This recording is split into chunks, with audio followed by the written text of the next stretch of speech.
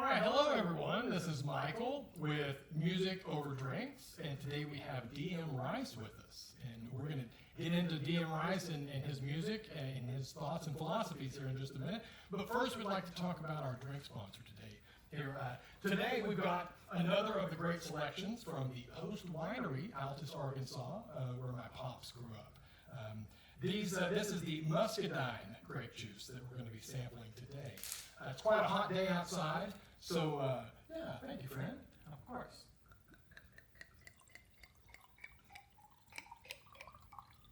There we go.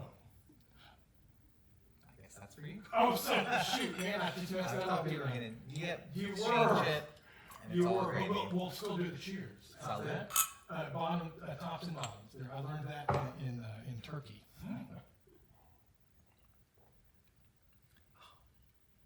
That's not bad. No, and so it's, yes, that after. Did you catch that? There's a little bit of Muscadine grape. Mm-hmm. There's a little bit of an after effect Yeah. that you get from it. It's tart, but It's it's a little not bit tart, overbearing. yeah, not overbearing. Not something that you're going to find in the in grocery store, but they probably have some that are similar. But thanks, Post. Always refreshing. All right, very good. Well, so as we like to do here at Music Over Drinks, we have a wonderful local artist that we would like to talk to. Now, we happen to be in Rowlett, Texas, and he is a Rowlett native. I grew up in Rowlett, right? And so, can you tell me a little bit, what was Rowlett where you started your musical journey? Yeah. Okay. I was born in Dallas originally and lived in Garland for a bit of time. Moved to Rowlett 1999 or Y2K, give or Okay. take, and became a musician, became a poet, got into arts, and played a lot of early shows, I feel like kind of after the first phase, because I started out playing in Garland, at what is now the Generator, and then, Rowlett became a musical hub, if it could even make sense to say. It's almost ironic, right? But it was. And at the time, there was a really small little scene that was mostly organized by my friend Keaton, and he would put on warehouse shows at his dad's warehouse right next to the train station. Okay. So we did that for a few years too. They're in the downtown area? Yeah, Okay. yeah. And Now, how was the downtown area a downtown area back then, or was it still pretty nothing there? people would go to Applebee's for the dollar drinks, right? Okay. That probably hasn't changed, but no, there wasn't. There might have just been the train station, but maybe Bankhead Brewery was beginning to open. But Okay. in the olden times, I mean, back Yeah. before, there was nothing. I mean, my neighborhood was one of the first new developments that was built out in the city at the time. I lived over by Dow Rock in '66. Okay. So, No, yeah. Well, yeah. Down Rock Diner and those folks over there. Yeah, Yes, shout out to them. yes. And so I got me started. I kind of figured out my ethos or what I had in mind for what I wanted to do there. And Rowlett is so insular that it insulated a lot of those growing pains from me having to embarrass myself in public too much, which is fine. Yeah, I mean, again, you kind of build up a little bit of confidence before you go out there and tomatoes or cans get started to throw at you. You Maybe. can experiment. I had an album release once at that little warehouse. It was for a record that I was working on called The Existentials, and I wanted to be really edgy and throw noise music I love out. that. Yeah, it was a big thing. I re-recorded it, and I will probably re-record it again. But I did this little performance art thing. There was like a TV with some static on it, and I was doing all these different kind of poses. It was, working to failure was kind of the concept, and it's one that I've held on to. And this poor suburban dad came up to me afterwards and was like, "What was going on?" I think he had a little mini panic attack, right? Because the people of Rowlett weren't really prepared for art or culture that wasn't from the television. I'd like to quote you. I think you said on the stage the other day it was the most boring town or something like that. In 2008, it was named the most boring city in the whole state. And I mean, to that So I extent, can see the reaction. it's I changed get it. so much since then. Oh, you yes. know, there are like actual places to go. They have an arcade, I think. They do. They got all kinds of stuff. Yeah. Places where It's you can pretty go good. and like big deal. actually drink and hang out.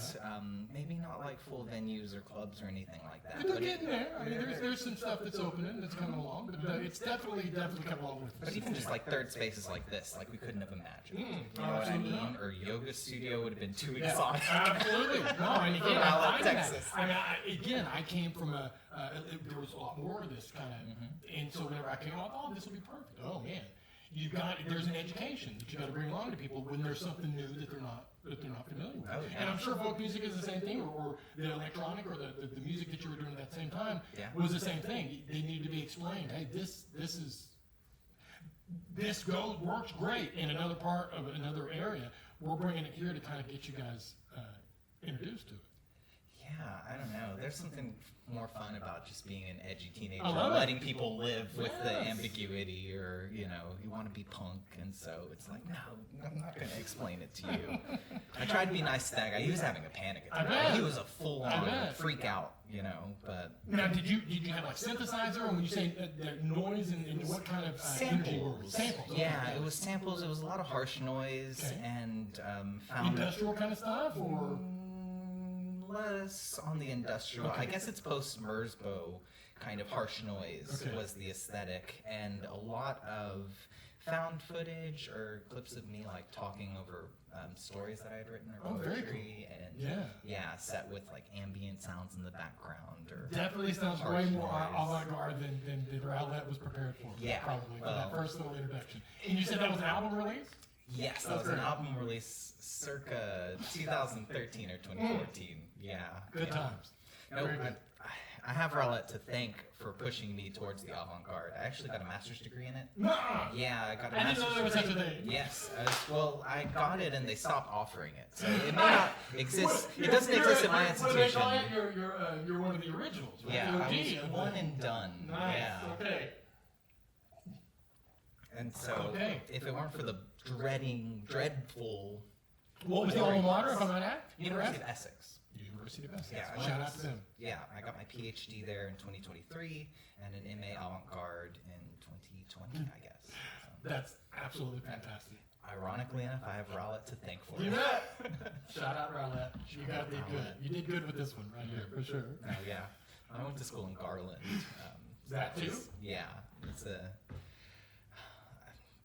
I don't know. Rowlett serves as an interesting kind of stepping stone that put me in accelerated academic programs that led There you to go. everything else There you go. downstream. You know. They do seem to have a pretty decent handle on the educational side of things. Yeah, I mean, if we were in like Saxe or Wiley ISD, I guess particular, it wouldn't be the same. But I was in the International Baccalaureate program. Which Okay. is, the Yeah. next step, right? There you go. Always had intellectual ambitions, but Yeah. the circumstances came together that I could exercise them, and that's been, an influence on all aspects of the thing, and including and especially the music. Yeah, certainly. You definitely seem to be a very well-read individual. Might I comment, Ezra Pound, that song, just the lyrics alone in that thing, it's so fascinating. Yeah, his is a really interesting case study, Yeah. I think, of people who, I guess, become so vilified despite having made some of the most significant artistic contributions of the 20th century, mostly deserved, to Yeah. be fair. But that image of him in a little cage in Italy, working on the cantos and losing his mind, inspired that record. And I still haven't finished the cantos, though. It's so dense, Yeah. right? And some of that all stuff, these I other mean, languages. James it's a- Joyce and those kind of, I can't. I mean, that's a lot. It's That's a fascinating to read. masterpiece. It Yeah. is. It Yeah, is. yeah, yeah. And I own them, and I try to thumb through them occasionally to just see if maybe I've caught on to literature yet. But it is interesting stuff to read and to absorb and to ponder. Ezra Pound is an interesting case because he's really anti-proletariat. Part of the move towards imagism and Eastern philosophy is universalist, but his use of foreign languages, Greek, Chinese, and I guess Mandarin, you would say, is really about keeping people out of the realm of poetry as such. Okay, And so kind of gatekeeping-ish kind of yeah, thing, put I a think fence that around. would be the way that we would phrase it Okay. now. And yeah, I was interested in all of these dynamics. I For think sure. being a non-commercial artist, you are always navigating like how accessible do you want to be? What is my audience? How much do I even care about that? That's it. Which is a fascinating question. It really is. And I also actually heard an artist say the other day that if you're doing it for the fans, it's going to be a struggle. You're doing it for you, and they're coming along for the ride, right? And otherwise, you're always going to be trying to please what you think they want out of you, and that takes the creativity, puts it in more of a work. And it is work, not to say that it's not. Yeah, it's a different thing, I guess. A lot of the times I think it would be easier to make kind of fan-made pop. There are people who gamify the system. Oh yeah, for sure. I grew up... Especially now with algorithms and those kind of Yes, things. I see. you can just make AI music, and it's an infinite loop, and you're counting pennies of pennies, and it's like it's a really lowest common denominator. Right, headed down to the lowest. Right? Yes. And that's not what I'm after, or it doesn't sound like what you're after either. Kind of the opposite. Yeah. Yeah. I mean, elevating the arts, to me, is where we should be bringing it. My purposes and my dissertation work is really just about creating through lines and acknowledging the continuation, like way further. A lot of our modern assumptions are a lot more ancient than we think. This is the scope of my work, kind of across genres. Right, and again, just to touch on, we're in our yoga studio, and that's kind of the same thing. I mean, these are philosophies, and these are studies that people have been doing for thousands of years. Yes. Not just yoga, but even in the Chinese, you mentioned that as well. I mean, there's a lot that here in America, we're not as familiar with some of that stuff. But now that's becoming a lot. It's changing quite a bit, I would say. Yeah, I think it is changing as global hegemony fluctuates, and the U.S. no longer becomes the main source of like intellectual superiority, to say nothing of everything else that's fluctuating in that same capacity. Right. Yeah, I think that's true. Right. I mean, from what I've heard, U.S. is coming down in the education. Unfortunately, we're not keeping up. Hopefully that turns around someday. But yeah, in order for us to continue to be a influence, that's going to happen. Education's a big part of it. We've got to educate people. China being able to produce an electric car that you can buy for about $5,000 is like, well, this is just a totally different world, and we are choosing to be non-players in it. Right. And it's ultimately going to make us suffer It in will. the same way that the Roman Empire suffered, to bring the point home. That's definitely there's shades of that. I feel it. I'm sure you People do have too. been saying it since the 70s. For sure. Yeah. For sure. But there's definitely still that power struggle between, say, corporate entities and the creative types that have always shaped the change in the culture. Yeah. And so, just throwing out there, folk music, the music that you've kind of been influenced by, how do you see it in its future continuing to do that? Do you think it's still a viable avenue for shaping the change in a country as volatile as we are now? Yeah, when I was I young, love that. I love the positivity. It's kind of, these definitions fluctuate, when I was in high school, the punk thing was to be unplugged. Like, if you were really punk, then you couldn't afford a pedal or an amp. Absolutely. There you know, go. You were and you were serious playing DIY. on some shitty guitar. I won't name any labels, but I have opinions. It's all good. Some shitty guitar and no microphone. Right. You just went to your local little alternative space and you screamed your heart out, and I couldn't project my voice in those days, and it was really hard for me to try and play in those spaces, but I really liked the aesthetic, and folk punk as such, I think what we're veering towards is something more like a new kind of folk revival, what they went through in the 60s, where people are interested in alternative stories, indigenous music and stuff like that, but also like reclaiming and acknowledging the work of like people of color. Black Cowboys wrote a lot of the country songs that kind of are at the original. The old blues guys are getting their laurels, even what is it that they say? what's his name? Johnson, the guy who sold his soul at the Oh, Crossroads. Robert Johnson. Robert Johnson. Yes. You know, The Crossroads. He played like 10 shows in his life. You know what I mean? Something like that.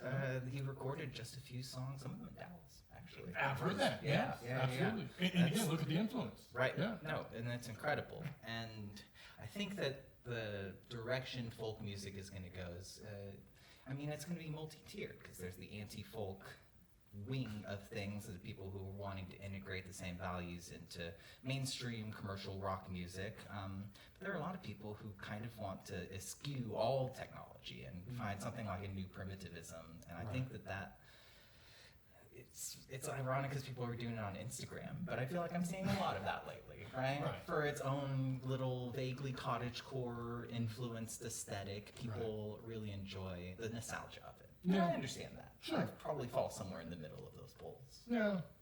I definitely have my extremes, that's for sure. But to touch on the social media side of it, it is intriguing when you take something that is intended to be a kind of a grassroots or kind of do it on your own thing, but in order to even function in social media, it takes almost twice or three times as long just to work with within the social media platform to get your thing out there than it does to create the thing that you're trying to create and promote almost. Yeah, it takes a village. I really hate that. I don't like working with other people. I don't work well with others, and so I find it easier to just I'm going to make the thing and I'm going to forget about it. It's like I'm done and I'll do it in my own way, and people can be my friends in Dallas are all mean about my production aesthetic and what have you, but it's actually most other places it's fine. Yeah. Now, since you mentioned it, your music, do you mostly record it on your own, or do you go to, do you have a place that you record I do everything by myself. Excellent. Excellent. Yeah. So you've got your own recording equipment? Yes. Excellent. I Very good. I have a little home studio now. Love it. But I was just using my bedroom before I had a home studio, and that's the Ezra Pound LP was all recorded at my really scummy little apartment in Brighton. That's even better. It was called Harrington Mansions. Okay. Oh, it's called Harrington Mansions. It was so posh, but it was real dodgy. And I recorded all of that there. Wow, yeah, that's and crazy. Just in the most stripped back capacity. I don't know. I was listening back to a bunch of stuff today. Sometimes I guess I can be a little bit lazy, and I'm learning it all by myself. But being able to do it, everything has always gotten better, and I'm honing in on what I want to do. I put off getting the reps in. Yeah, you're getting the reps in. I put off recording things because I'm waiting for the right chance, and I'm gonna have to stop doing that soon because it's all in front of me. It feels like. Yeah, and I see them similar. You kind of got the tour. I've got it at my fingertips, but sometimes that makes it. Oh, I'll do it tomorrow, and it's like, oh man, I seem like I was recording more stuff whenever I was just doing it on this. Yeah. Sometimes well, because I would have to. Daniel Johnson did all of his early stuff just on a handheld tape recorder, right? Just turn the thing on and go. All of my favorite people who were active in the 80s basically did it the same way, with the exception of the Talking Heads who were on the other side of that spectrum. But most of my favorite artists started out recording in their basements without necessarily expecting other people to listen. And I just dig the authenticity of that, the uniqueness of voices that aren't commercially viable. Yeah. And being willing to put something out there that it may or may not. Or it's dangerous, right? Or it could be, some of those, especially some of the Talking Heads lyrics during the time when they were coming out, some of the stuff they were talking about. I'm sure it could have been very controversial. I think so. And now we look back at it and it's just a song. But definitely. They all took risks in their day coming up. I think so. And I don't think that's changed any. Well, we take it for granted, right? And it's always it was cool when they did it, but it's now not cool when this next person does it. Right. Or maybe we've just kind of stupefied it. I don't know if it's the same thing like Kurt Cobain wearing a dress, breaking his guitar, and that Sabrina Carpenter American Eagle thing. It is her version of that, but I don't know if it's the same thing. It's co-opted or something. The evolution of our culture. Some things repeat, but they're skewed and changed in The snake their own eats way. its tail. There it is, the Ouroboros. All the way back, yeah. Yes, it certainly seems to sometimes. Well, is there anything that you're working on right now? Any music that you're in the works of? Yeah, I'm working on an album. It's a concept album based on Fiddler on the Roof. Oh, that's one of my favorite musicals. Are you kidding me? Yeah. I'm not much of a musical person myself, but yeah, I've got most of the songs written, and I'm at the start of the recording phase. I haven't done any tracking yet. I'm trying to get all the songs under my fingers first. Okay. And I did a couple of them at the event that we did at Bee Hippy in late February. Okay. It's kind of like a little charity festival that we organized, and they're going to come out on a live record that I'm releasing like imminently. Nice. Getting all the permissions Yes. sorted. Yeah, Okay. the administration is such a pain. They always tell me I do my titles and stuff wrong. I have to take 3 or 4 drafts, but it's coming, and a couple of the songs from the new record are on that, and everything else. Well, I mean, everything else I'm trying to kind of actively learn and process. Okay. Wow. Again, what shows Fiddler on the Roof? What was the?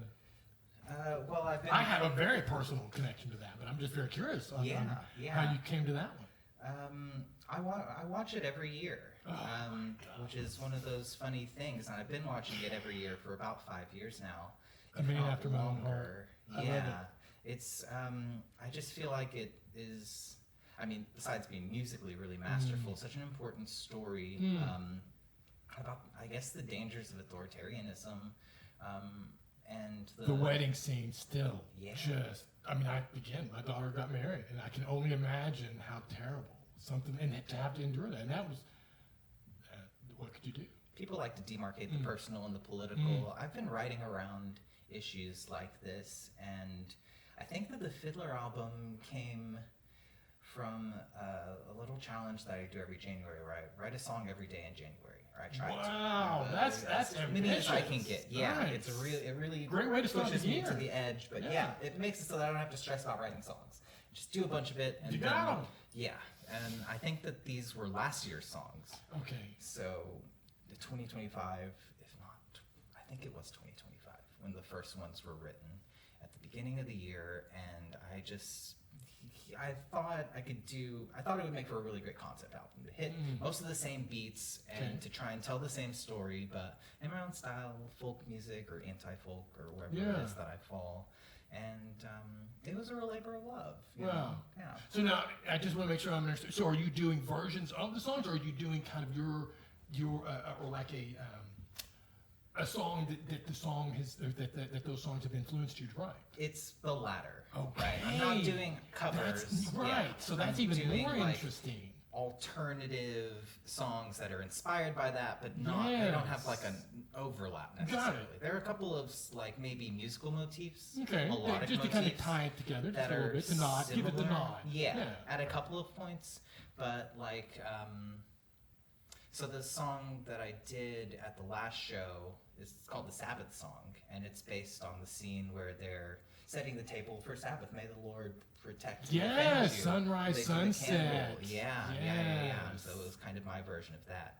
And I had to hold off on being any more explicit because there's a Bright Eyes song that is already called Sunrise, Sunset Okay. that is explicitly influenced by that, which Gotcha. somewhere subliminally must be in the back of my Gotcha. head of like, yeah, my status as the biggest Bright Eyes fan. Okay.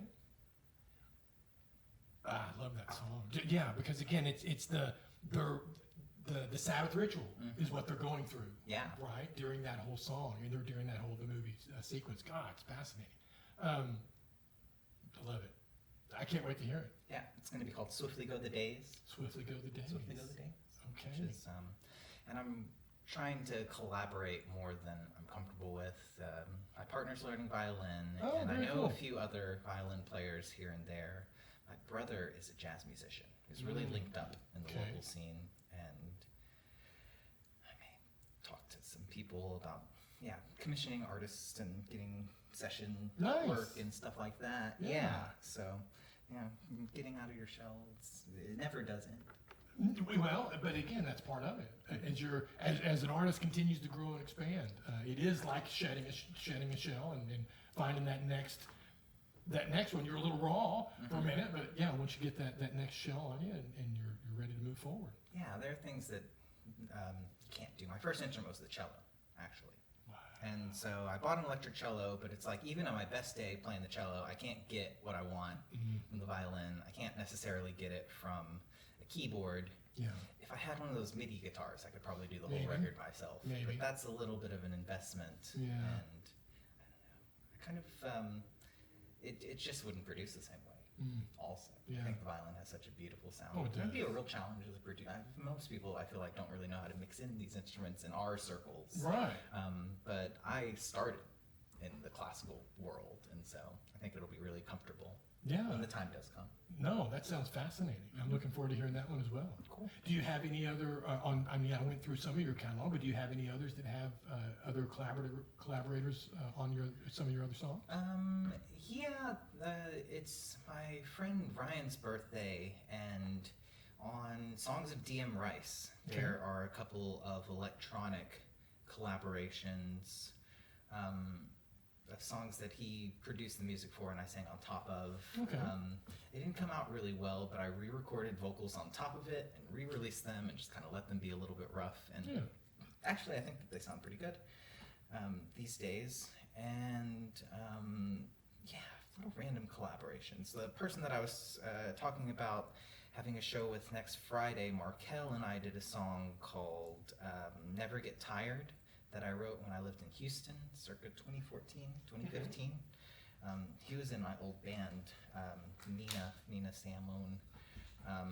And that is on one of the bonus tracks and rarities. My friend Steven, who used to play at the Warehouse over here, did a song called Hip Hop Playlist Blues. And the opener on the Rowlett Smiles record is a song that we originally wrote together. Okay. Yeah.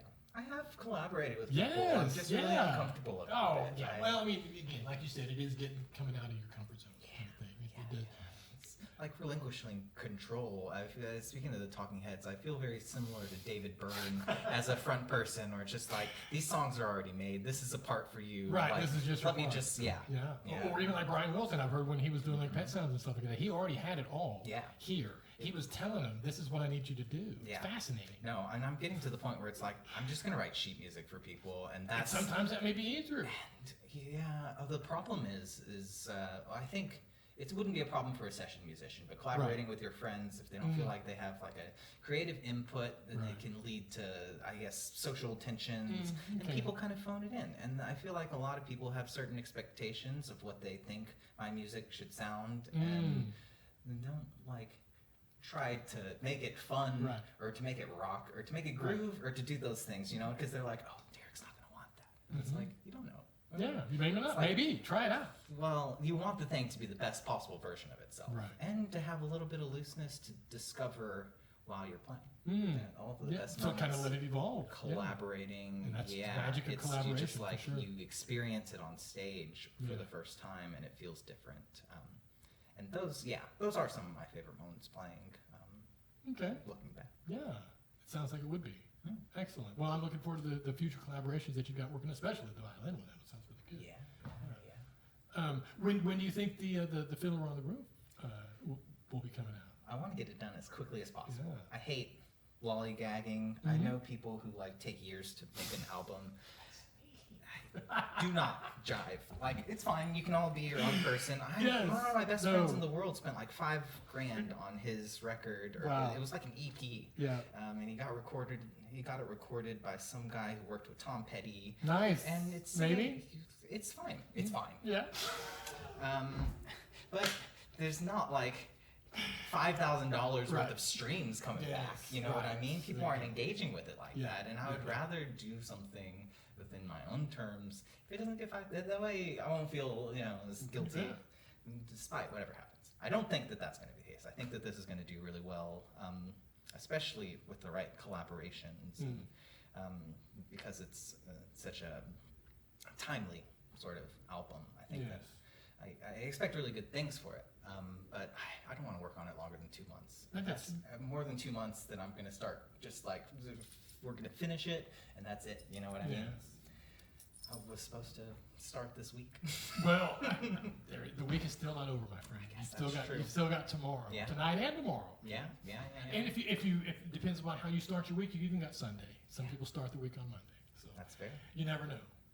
I am the ultimate or the eternal optimist always. That's really what's gotten me through life and gotten me to the place that I am in life. Many hurdles, and every time I see one, I'm just like, well, just something else to climb. But a I climb perfectionist in the studio. When you Oh, start I'm not. climbing your own, Yes, yes. barriers. And I guess that, I don't know, I was just about to say, I don't think I am a perfectionist, but no, you're probably right. The reason I've delayed doing a lot of the things that I've intended to do is probably because I didn't feel like it was where it should have been. Mm-hmm. And sometimes I've heard you just need to get the sloppy stuff out. Yeah. Just get it out.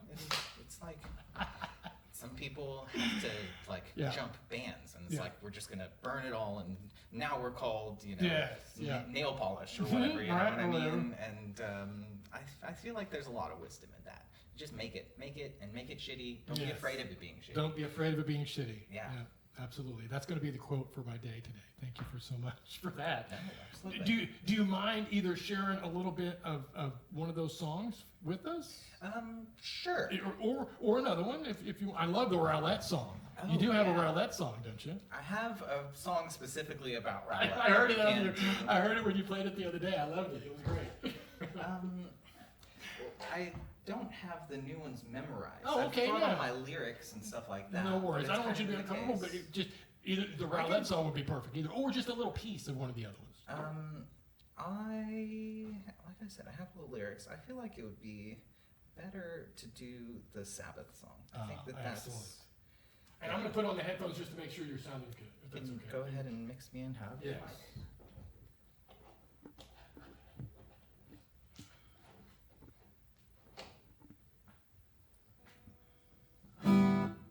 Sounds okay.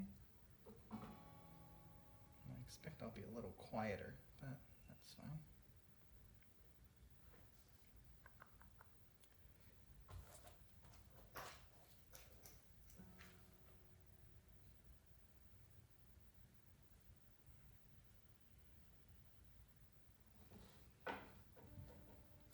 Do you have a title for it? This is called Song from the Sabbath. Song for the Sabbath. Yeah.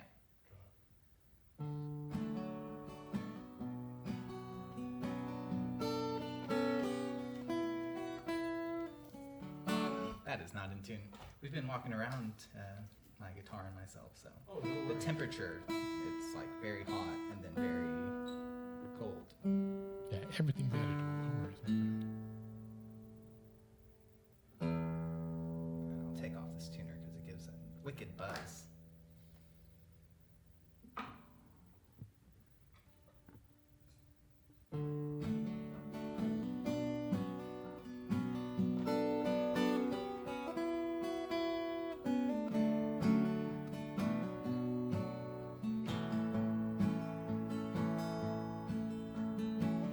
I'll be home before sunset. I'll be quiet and pray. I won't ask for forgiveness, 'cause I know people get what they gave. I won't stand on my soapbox. I won't tolerate hate. But this time, I'll be true to my faith.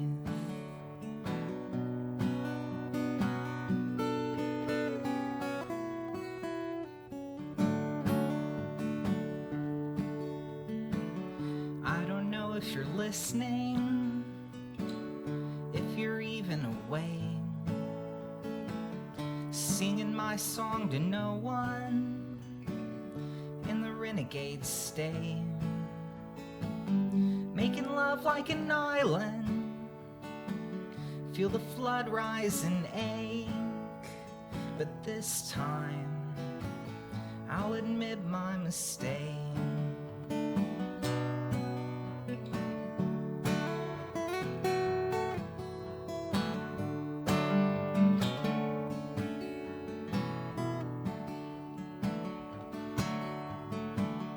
I'll be wise like a scholar. I'll be simple and quaint, speaking my contradictions with damnation and grace. I'll make sense of the chaos. I'll hold fast in the fray. But this time, my love won't delay.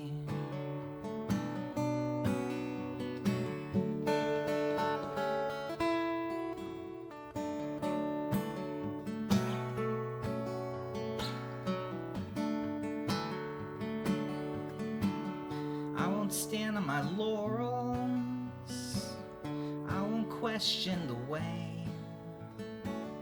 that we walk like an exile through the rubble that remains.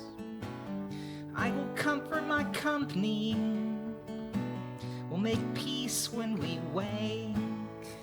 But this time, I'll be open to change.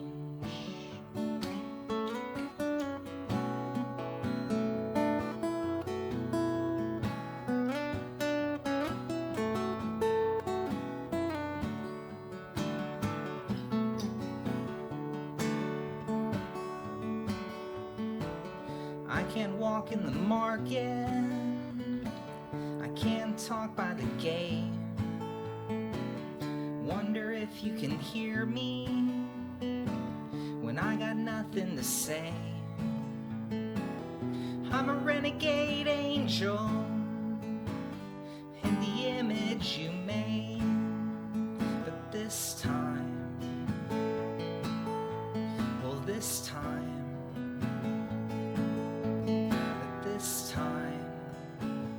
my love will sustain.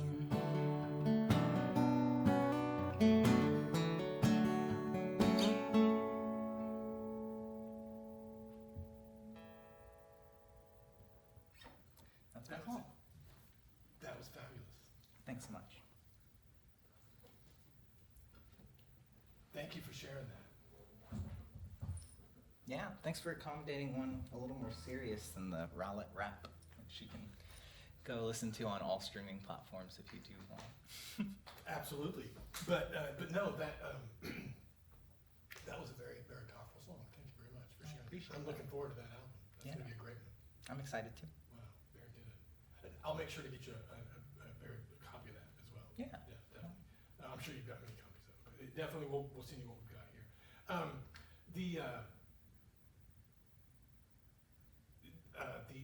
The next show that you've got coming up, Mm-hmm. you said that was also going to be kind of like a collaboration with some other folks, or Yeah. was that just going to be like a sequence of folks, or were you going to be playing also with other folks at that? I don't know. It's Oh, part of okay. the mystery. Yeah. Okay, very So good. I guess we didn't introduce this, but next Friday I'll be Okay, playing a show at Bee Hippy in the evening.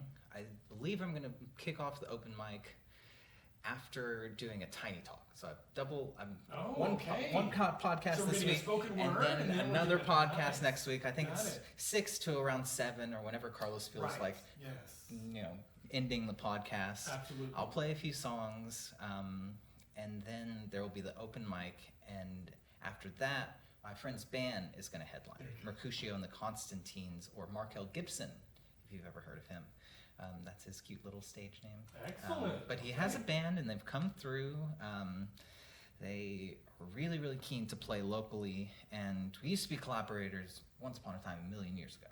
But he also said that he wants to record a split during the day. And so we've given ourselves a day, 6 hours, at the tiny stage studio Yes.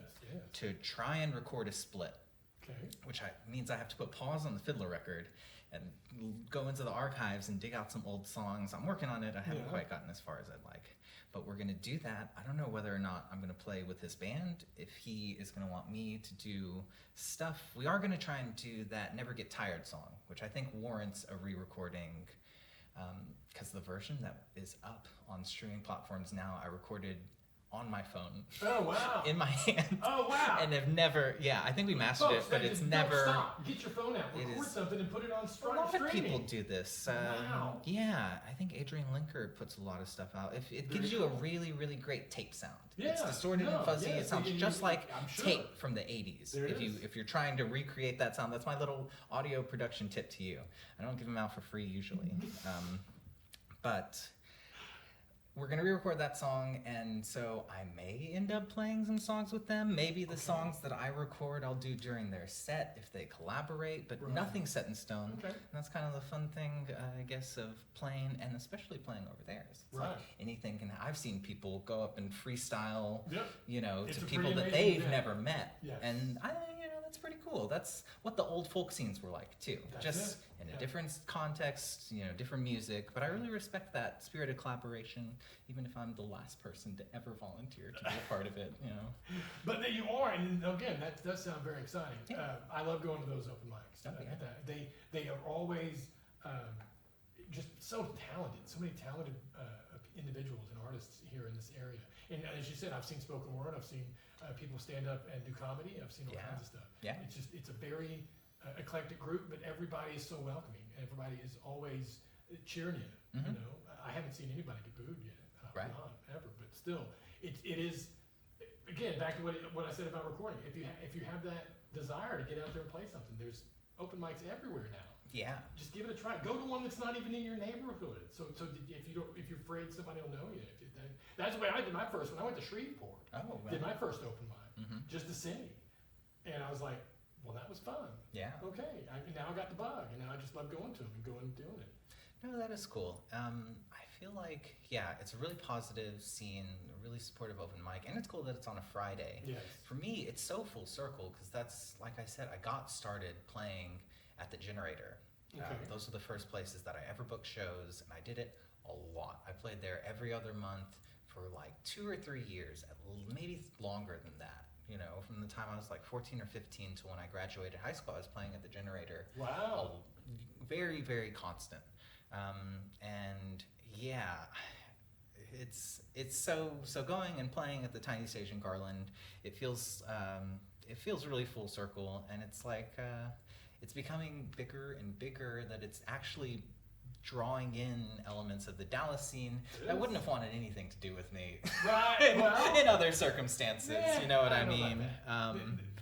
Well, maybe. I mean, I've gotten a lot better since I moved away from England. But the reason why we did shows at the warehouse in Rowlett was because it was like the Dallas scene. If you were playing somewhere like the Door, it was all payola. You had to sell tickets, and if you Right. didn't sell tickets, then you had to pay the difference. And none No of my friends way. were on I that. did not know that. See, Yeah. back in my early days as a musician, I never did clubs. We just jammed wherever we would jam at. So I never did get that experience or even get to see what that side of it was. That sounds pretty sorry. I cared Did a you lot have to about pay to gigging. play? I never did that. I was like, no, thank you. That's not No very thanks. folk or punk, Right. actually. Neither one. That's No, totally not. no. So it was not the thing, and a lot of the scene in Dallas still works in a very similar capacity. I know there's like counts. They want to know how many people you brought in and that kind of stuff. Yeah. But at the Door, it was so egregious because you would go inside and they would have a chalkboard, and you would have to chalk which one of your friends' bands you were there to see, For sure. and it was like a What reality do you do? show. What do you do? Half of this guy, half of that Then guy? you get $8 because that's your ticket split, right? And it was like, let's just do it ourselves because I feel like, you have to be given the space to fail, right? Yeah. That's a big part of it It is persistence and I don't know, just authenticity. And you can't do that if you're thinking about selling stuff in the same, like it's just, sometimes I go to shows and it's like people are all trying to sound the same. And it's cool, that's fine. You think that you can sell records that way, but I can't. Yeah. I can't sell records that way, Right. and I wouldn't want to. Right. Yeah. Well, I mean, it does become to where it's almost like just the difference of the same. They're so similar, but it's just a different name or maybe a different flavor or color. Yeah. But it's still at its core, they're all still kind of running out the same. No, for sure. So many singers who I like, if I close my eyes, couldn't tell the difference of. It is. And it's like, I think that's really silly, but I mean, there's a place for all things. You know what I mean? I will say you have a very unique singing voice. I mean, it is your thumbprint. Yeah. I mean, it's Yeah. seriously. I don't try to imitate anybody, but yours is definitely one I don't know that I could. You shouldn't try, because most of the time that I see people who, like, the same friend I was talking about who spent all that money at the Tom Petty, this makes him sound like such an unfortunate soul, but he tried to record, or he tried to cover a song of mine. Wow. And again, I feel like it's people project some kind of sensitive songwriter image, and so he was trying to sing like that, and it's like, that's not how anyone not me. sings, actually. God, You yeah. still need to project. Yeah. It's like you have your own cadence, and Yes. ultimately. And I didn't sing until maybe about a year or two ago. That's whenever I first started cool. trying to play and sing. Yeah. And it's really just because we never could get a singer. And I finally got tired of looking at the bass player. Are you ever going to do it? I guess I'm going to do it. I guess I'm going to start doing it. That's so, cool. Yeah. And it may be rough, but it's it is me, right? I'm my dad's guitar teacher. Like I love I know, that. It's adorable. Shout out to yeah, Dad. Rickington, we're out there thinking of you. Oh my gosh, that is heartwarming. Yeah, and for a long time he really struggled to play and sing, and it's one of those things that I wouldn't know how to teach somebody. I don't know how to explain it. All of your parts are working together. You kind of go in a flow state. Yeah, have to. And now he's in the opposite case. It's like I can't imagine playing and not singing, and it's like that's awesome. How long has he been playing? Oh my God, longer than I have. Oh, okay. Yeah, Got it. about 20 years. Okay, got it. You wouldn't necessarily know it. I'm not a great teacher, but he's gotten a lot better. He's gotten a lot better, and I have done as much as I can. I think I'm ready to pass him off onto another teacher. Oh, There's wow. only so much. So it's the kung fu. He's right? outgrown. He's taking the pebble from your hand. I think my partner's dad would be a better. Yeah, I'm not a great soloist. In 20 I don't years do blues as a licks. teacher, I mean, you've probably given him about everything. I don't know how much more I can tell him. Yeah, or just to reiterate the same right hand technique things. Yeah. You know, it's like if you're not going to listen, I can keep saying it, but it's ultimately not serving you. Yeah.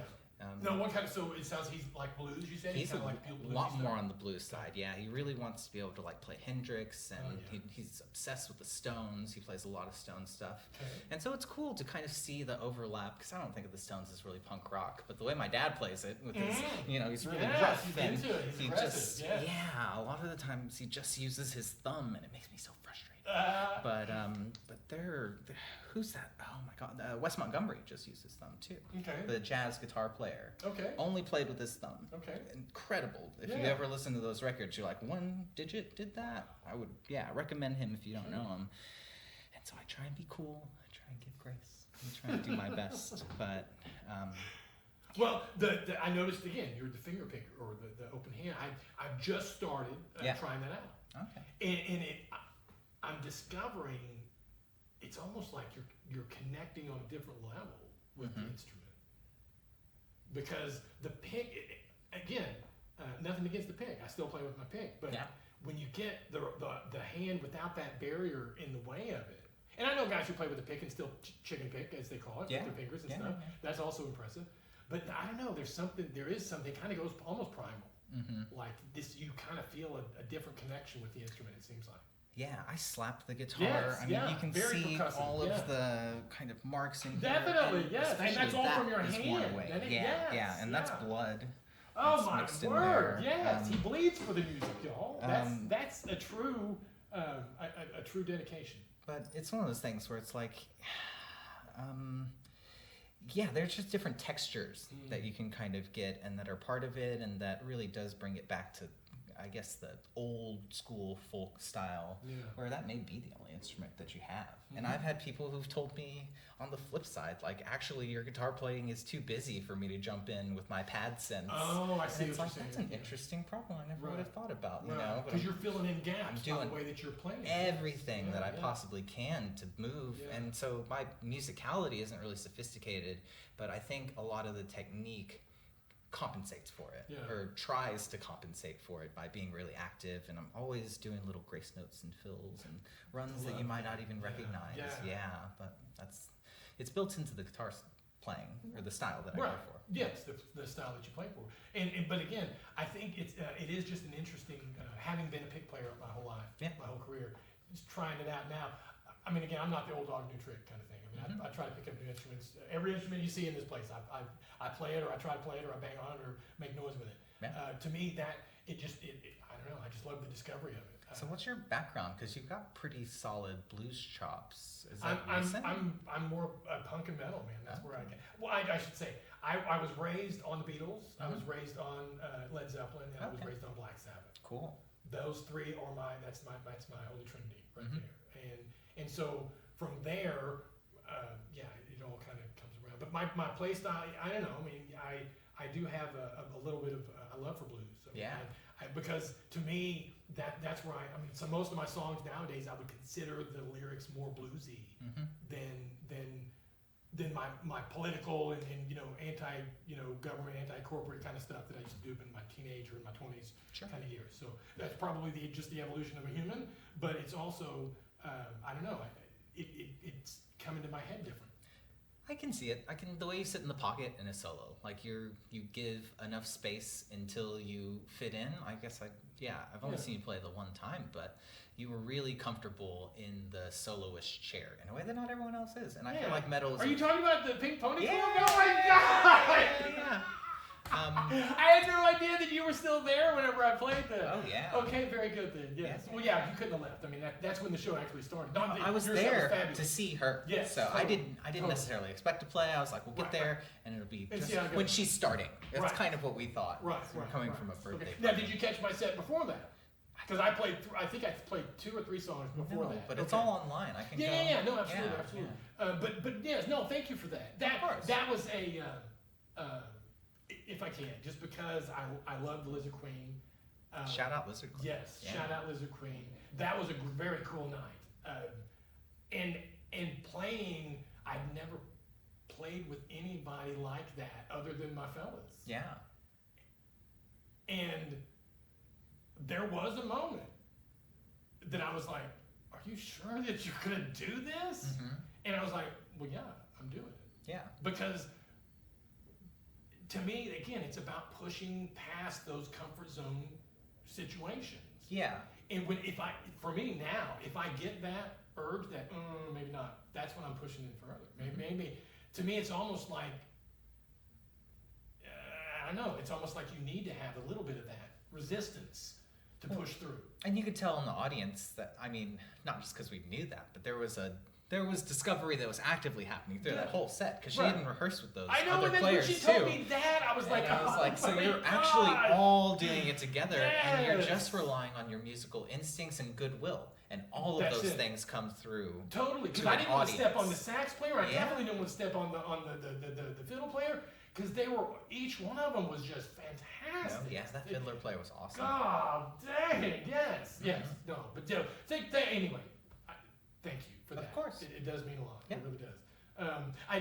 That's really kind of the only performing that I really do. I don't go looking for clubs or go do anything. I just enjoy doing the open mic stuff. That's and then cool. just doing the stuff around here at the studio. That's just kind of a vibe. But let's get back to you, sir. Please. Doctor, if you don't mind. Doctor, that's correct. PhD, sir. My apologies. Dr. D.M. Rice. Would you mind if I showed you one of my songs? Please, absolutely. Okay. And only because, this is one that, this is a song that,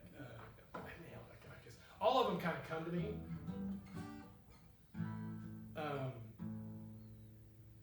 At different times, different ways. I'm in different stages when they come to me. Sure. I probably better pull the lyrics out because I don't want to goof them. But I'm not going to play the whole thing, but I will play the first little bit.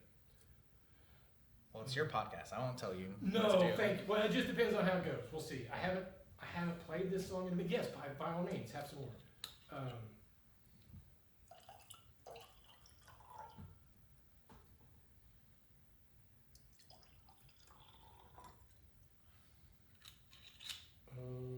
Of course.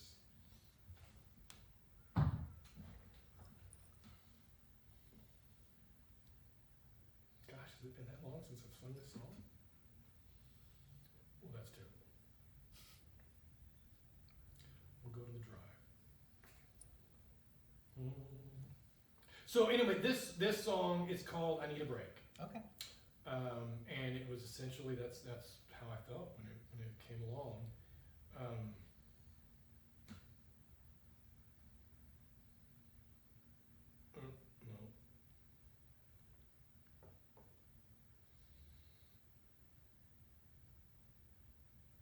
There it is.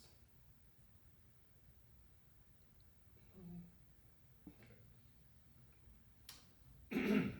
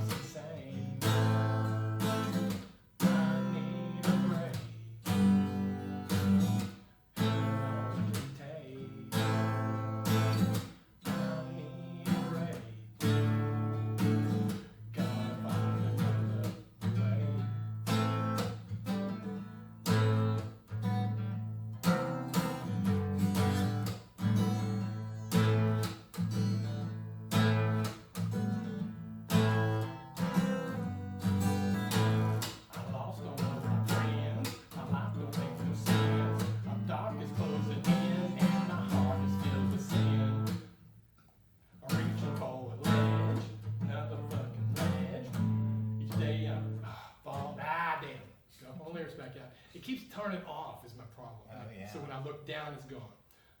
It's your battery saving mode. It is battery saving mode, and I hate that. Okay. Reaching for a ledge, falling back to understand all I can do is just pretend. I got down on my knees, I'm begging mama, please help me find relief. I'm so lost in unbelief, my heart goes beat to beat. I fall down on my knees, my lungs are breathing deep, fill them up so I can scream. I need a break. This life's insane. I need a break. And all I can take. I need a break. I gotta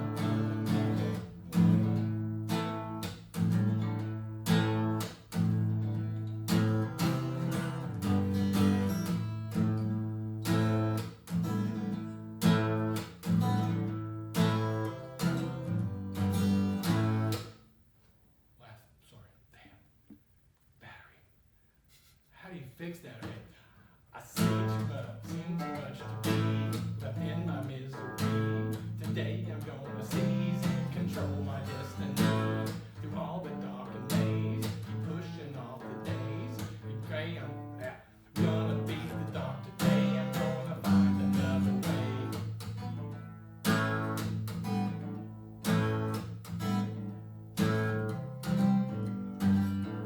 I need a break. Can't all I can take. Or something like that. Some rough spots in there. I definitely lost my lyrics a couple of times. But the riff is what I wanted to ask you about. Yes. So this, it's an A is what I'm doing. And it's a hammer-on. Yes. You don't mind if I grab this? Oh, please. Because I feel like Please this do. will be educational. Oh yeah, no, please do. So again, I've played it with a pig and I played it by hand. I mean, I can try playing it, but I like playing it with the hand better because I like the opens and the hits. Yeah. But so it's basically just.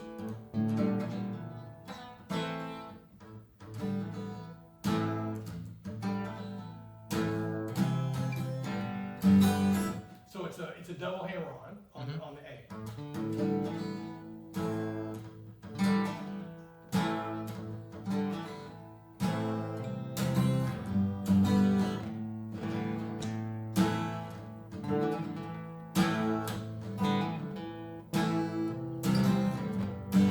And I love that it's just the percussiveness of it, and just that there are some of those, like you said, the grace notes or ghost notes that kind of fall out of it. Yeah. That it's just kind of a weird, I don't know, it's kind of a weird feeling. Well, I think weird that's, feeling riff. if it's not bluesy, it's something adjacent because your verse, you go into this Okay, B yeah. flat. So the That's yes. yeah, and so I see that. That's the only way I can sing it and play it at the same time. Is going.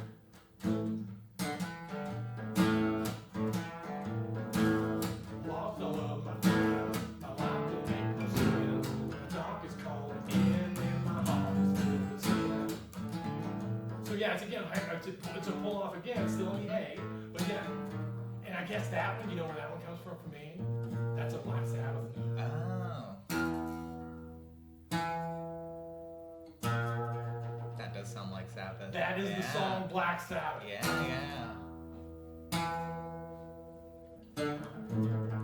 And so I'm doing that riff in a sense, it's a nod to that riff. And I never realized that till I listened to that song again a while back, and I was like, oh my gosh. That's where I saw it. That's where I saw it. Happens to me all the time.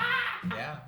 But what you just said there, how much of music it's coming and filtering through our experience, and then we're bringing it almost out in a different frequency-ish or a different a transmutation of it or something. It's kind of weird. That's what's fascinating to me. Well, in the more direct sense too, that song from the Sabbath has a rip off of a Violent Femmes song. Right? It's the same musical motif. It's exactly the same, right?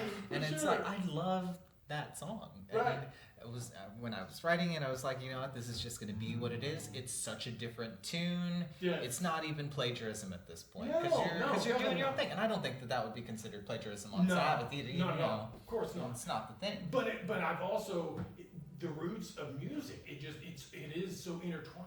Yeah.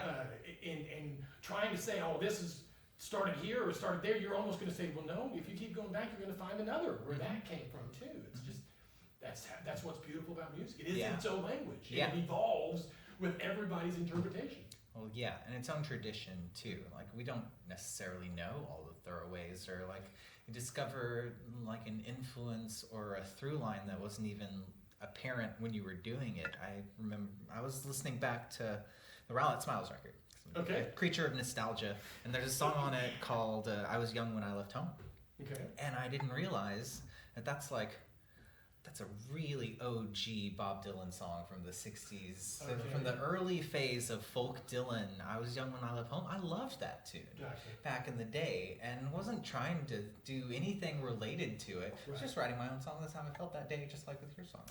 That's what was in my head. I was probably 15 when I wrote it. Wow.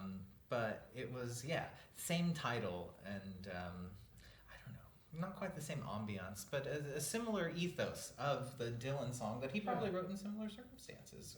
Quite possibly. He was really keen to get out of Minnesota or whatever it was when he did leave, right? Gotcha. And didn't go back for a long time. Wow. See, I don't know that much about the history of Bob. Mhm. Again, beautiful player. I love his music. Oh, yeah. And, I heard that he transitioned to electric, and that caused a lot of schism in some of his fandom. At the Newport Folk, yeah. Yeah, so I mean, I can only, and again, OG's been around forever. The guy has influenced a whole lot of people. Since you brought him up, not that it's directly related to him, but the movie Inside Llewyn Davis. Oh yeah. What are your thoughts on that movie? I haven't seen it. Yeah. Okay. But it's only because of how my friend introduced it to me. It was like, "Hey Derek, you should watch this. You should watch this movie. It's about a real shitty folk singer. It's about a folk singer who just fucking is down on their luck, and I think that you would relate to it a lot." Oh, I was like, "I don't want wow. to hear that." Actually, no. Is it the Coen Brothers? It is. I love the Coen Brothers, so I should see it. It is. But I haven't. So. When you get a moment, I think and if a lot you can of- find it, I'm not sure that it's streamed anymore. Oh, I don't know okay. that you can find it streaming anymore. Maybe you could probably buy it or rent it on somewhere. But it's an interesting movie because it's supposed to be just prior to Dylan, because that's how the movie ends. Okay. Not spoiler. Yeah. But that's how the movie ends. Is Dylan a silhouette, like behind silhouette of Dylan at this place where this guy had been playing. Yeah. And he just got beaten up in the alleyways and is bleeding. Club Law? I can't remember, but yes, yeah, there's a real club. He is, can I say, that dude did a hell of a job. He is a shitty guy. He's a pretty shitty guy throughout that movie. No, I hear that. But again, but it's just that character. No, particularly. and again, it's. I guess it becomes like an allegory. Yeah, of, it's like you put your heart into something, and it's like. like, there can be beauty even in the butterfly or the moth that lives for a day. Yes. And it's kind of something like that, and I don't mind that. I love the Coen Brothers. I think yeah. that they're some of the premier artists of this brilliant. generation. But I have avoided that movie for that reason. Well, like I say, if you can look at it as more of just an interesting snapshot of this guy's life. Or just narrative Or just fodder. narrative, Yeah, absolutely. But it's definitely I will check it out. worth watching. We'll check it out. We'll just say that. Thank you for this. Is there anything you wanted to hit on before we get close up? Because I know you've got. We're getting close to an hour, man. This has been I great. think that we're a really little appreciate over it. an hour. Yeah. At the risk of being rude, I would say that I think that your right hand thing, I feel like I'm talking to my dad. Oh, if hit I'm me with honest. it. No, really, I need all of No, it. because I think that the style is there, your left hand is there. It's just precision and control Yeah. with your right hand. And And I think can I admit I am a bit nervous with DM Rice here. I mean, again, I'm a hacker. I see you leading with your thumb, and I feel You like. know, when you said when he started talking about the thumb, I was going to start hiding my I thumb. feel like if you start, even if it's your little clash up there Yes, with your that finger in index, there. and That to finger have in them there. work together, because your thumb bass, I do sometimes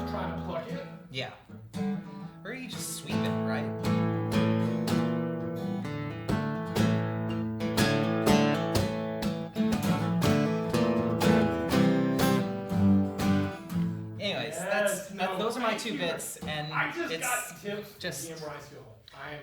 That was on my own. I remember being really young. What is is it just persistence and keeping with it? I mean, do you full? I was classical. I was Okay, classically so trained yeah. for a really long time, and so there is a technique. You want your thumb typically be parallel to the strings, Oh, and everything word. else. Yeah, And everything that's else, okay. kind of formed naturally. That- It's you let your hand fall, and then you're in the position, and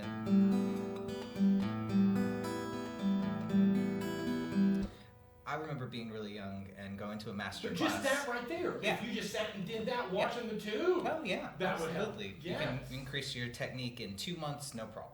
Really, really substantive. Amazing. Oh, it's brainless, It like is. you said. Like you said, yeah. It's actually lazy proof. But I remember being at a master class when I was doing classical, and I played a Bach tune. It was the Bach cello piece because I was a cello player.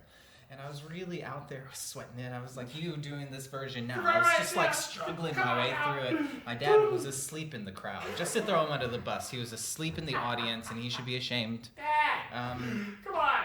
But the person who was doing the class, I don't remember who they were. They were like, that is actually a lot harder of a song than you think, and the dynamics, the artistic choices, letting your grace notes kind of hold space and controlling the flow and the pacing will make even that song masterful. Yeah. And that's my advice to you.